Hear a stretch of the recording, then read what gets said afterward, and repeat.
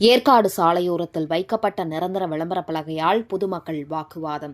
சேலம் மாவட்டம் ஏற்காடு ஒண்டிக்கடை ரவுண்டானா பகுதியில் உள்ள தோட்டக்கலைத்துறைக்கு சொந்தமான அண்ணா பூங்கா அருகில் நெடுஞ்சாலைத்துறைக்கு சொந்தமான சாலையோரத்தில் ஏற்காட்டில் உள்ள தனியாருக்கு சொந்தமான பொழுதுபோக்கு விளையாட்டு பூங்கா நிர்வாகத்தினர் இன்று மாலை சாலையில் துளையிட்டு தங்களது பூங்காவை விளம்பரப்படுத்தும் வகையில் பூங்கா புகைப்படத்துடன் நோ பார்க்கிங் ஏற்காடு போலீஸ் என்று அச்சிடப்பட்ட விளம்பர பலகையை 5 அடி தொலைவுக்கு ஒன்று என 10க்கும் மேற்பட்ட விளம்பர பலகைகளை வைத்து கான்கிரீட் போட்டு நிறுத்தினர்.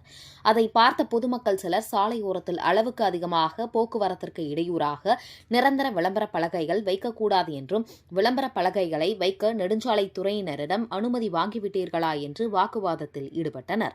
அதைத் தொடர்ந்து சம்பவ இடத்திற்கு வந்த ஏற்காடு போலீசார் வாக்குவாதத்தில் ஈடுபட்ட பொதுமக்கள் மற்றும் பொழுதுபோக்கு விளையாட்டு பூங்கா நிர்வாகத்தினரிடம் பேச்சுவார்த்தை நடத்தி பொதுமக்களை சமாதானப்படுத்தி விளம்பர பலகை வைத்தவர்களிடம் அதை அகற்றுமாறு உத்தரவிட்டனர்.